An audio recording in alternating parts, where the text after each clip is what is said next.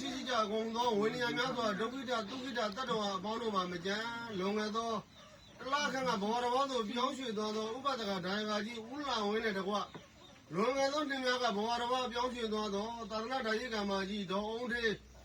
လွန်ငယ်သောနှစ်ကဘောရဘောပြောင်းရွှေ့သွားသောသားဖြစ်သူကိုဖိုးထောင်ဟောမောင်ချစ်စမ်းမောင်တို့အားကောင်းစွာကျွတ်တန်းဝင်နေပါသည်ချင်းအလုံးကကျေးဇူးမိသားစုများမှဘုရားမှုရှိသောတန်ခါတော်အရှင်သူများပြည့်ပြည့်၍စွမ်းအစရှိသောဂါရဘဝတ္ထုအစုစုတို့ကိုဆက်ကလူထမ်း၍လူထမ်းမှုအစုစုလူထမ်းမှုအနုမောညာကုသလာတို့အားအမြတ်တမ်းများပေးဝေမည်ဖြစ်ပါသောကြောင့်ဥပဒကဒါယကကြီးဦးလောင်ဝင်းဒါယကမာကြီးဒေါ်ဦးထင်းတဲ့တကွ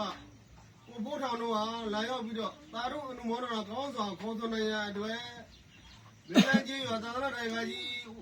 ဦးဟင်းကျော်ဆိုသာသနာ့ဒါယကမာကြီးဒေါ်ဦးထင်းတို့နေတို့တရားတော်နာကြောက်ကြပါရန်လေးမြတ်စွာဖြင့်ပေးကြပါသည်ခင်ဗျာ